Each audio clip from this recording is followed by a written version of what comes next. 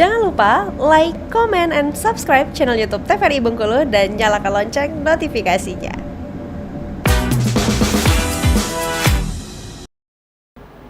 Balik lagi di OPD obrolan pas di sini. Nah, pemirsa masih bersama dengan Mbak Tarnia di sini atau Mbak Nia ya? Iya. Nia Ramadhani? No. Semoga rezekinya ya.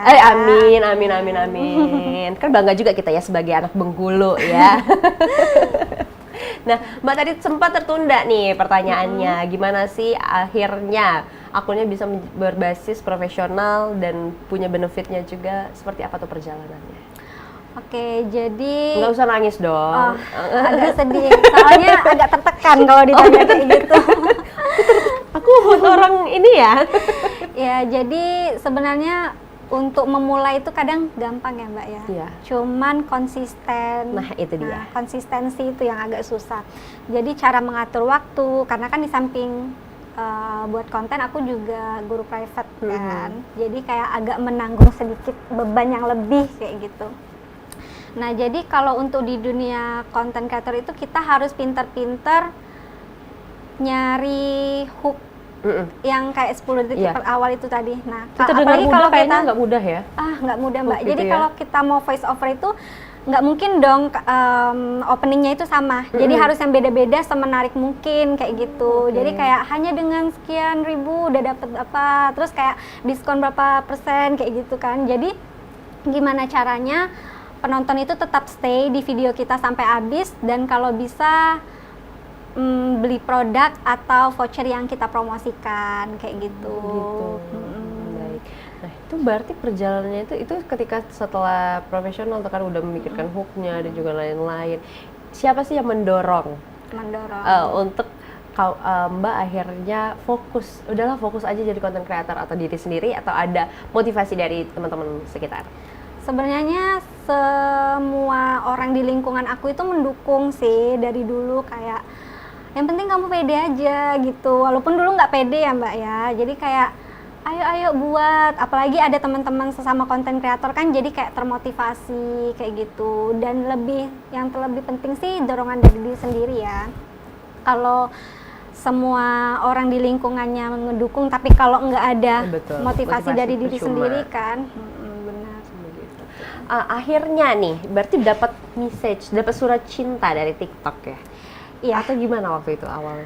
Jadi mulai fokus di F&B sama travel gitu kan di 2023. Nah, di 2024 awal itu barulah diundang seperti itu. Nanti diarahin ke agensi tertentu, jadi dikelola oleh agensi tersebut kayak gitu. Oh, jadi ada diarahkan semacam agensinya kemana gitu nanti ya? Gitu. Nah, tadi kan Mbak bilang juga ada meetball-nya, ada Zoom meeting-nya dan lain-lain.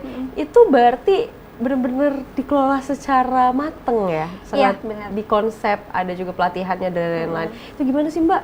Karena kita yang awam kan nggak tahu tuh gimana prosesnya sampai seperti itu tuh. Ya, jadi kalau itu sebenarnya mereka mengelola kayak apa aja job-job yang masuk kayak gitu, terus deadline-nya kapan, mereka itu ngelola kayak gitu. Cuman kalau follower terus kreativitasnya itu balik lagi ke kita kayak gitu. Jadi mereka itu cuman mewadahin, memberi wadah kayak gitu ya, memberi wadah untuk kita menuangkan kreativitas.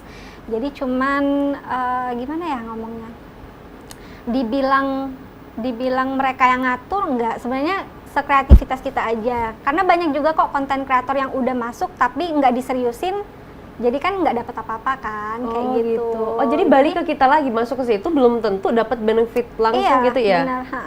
Oke. Karena kalau aku lihat beberapa konten kreator yang di agensi itu masih banyak yang budak korporat, masih banyak yang karyawan perusahaan kayak gitu kan. Jadi mungkin mereka yang awalnya iseng-iseng aja atau untuk have fun aja kayak gitu, mau viral aja mungkin kayak gitu ya.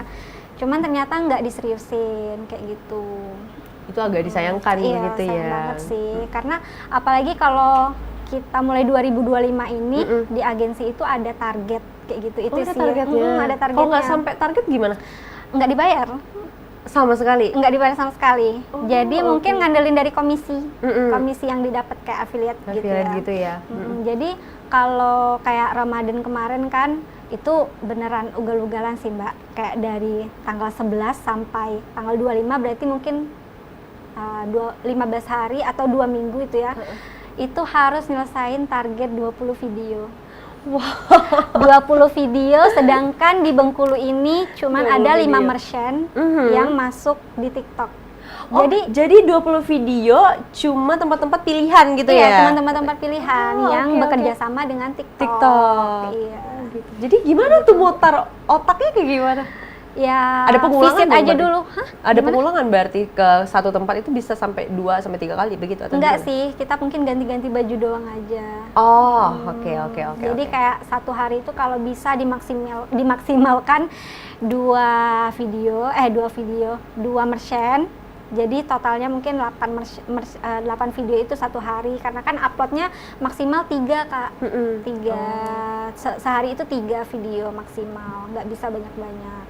Oke nih, kalau misalnya tentang uploadnya, tapi sebelum upload itu ada editingnya ya? Iya. Nah itu gimana? Pakai template atau gimana? Nggak mungkin. Editing sendiri dong. Iya kan, nggak mungkin template. Emang saya. Nah jadi kita tuh ada durasi tertentu, ada durasinya sekian, terus footage yang harus diambil tuh dari mana dulu, mungkin dari pemesanan dulu, terus kayak ekspresinya tuh harus gimana. Jadi kita ada pakai sistem drafting Mbak. Oh gimana tuh? Drafting, jadi kita kirim draft ke mereka, kalau ACC baru boleh post kayak gitu. Jadi itulah gunanya agensi. Jadi mereka juga nge-cross check konten kita itu proper atau enggak untuk di-upload. Gitu ya. Okay.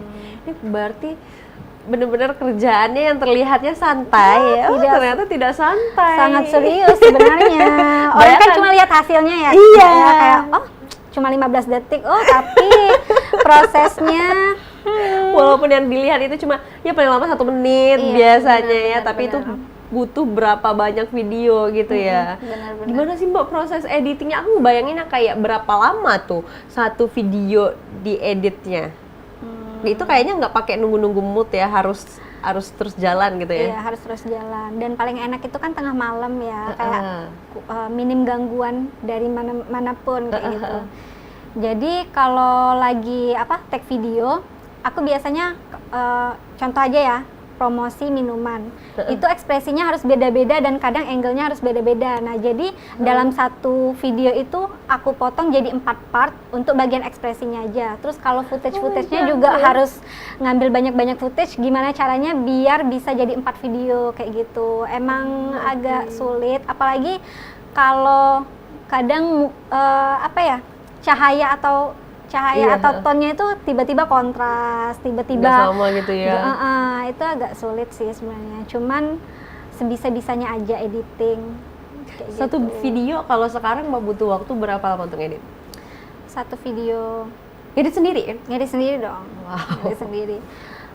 Biasanya aku tuh misalnya hari ini visit, malamnya langsung edit kayak gitu. Kalau bisa 4 videonya kayak gitu, kalau bisa langsung gitu ya. Langsung gitu.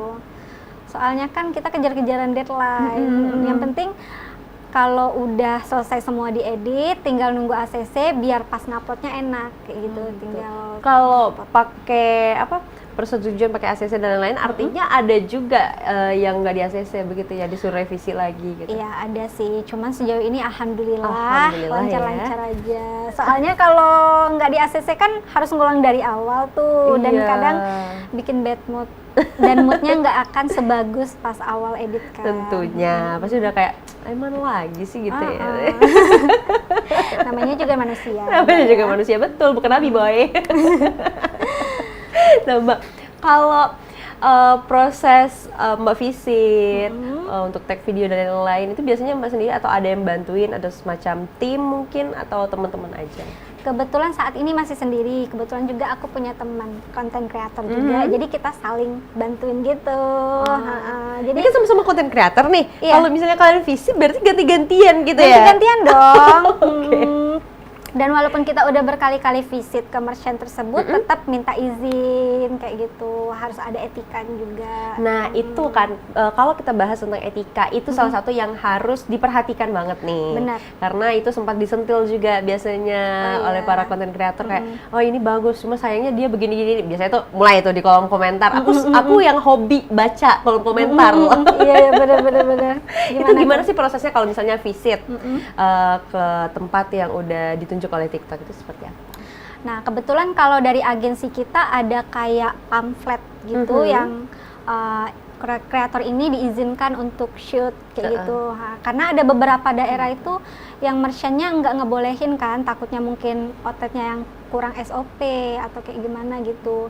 Jadi kalau kita etikanya ya tetap langsung ke ada yang ditemuin dulu gitu ya. Ditemuin karyawannya kayak Kak izin ya shoot kayak biasa. Jadi kita sekarang karena udah keseringan tuh udah kayak bestie gitu.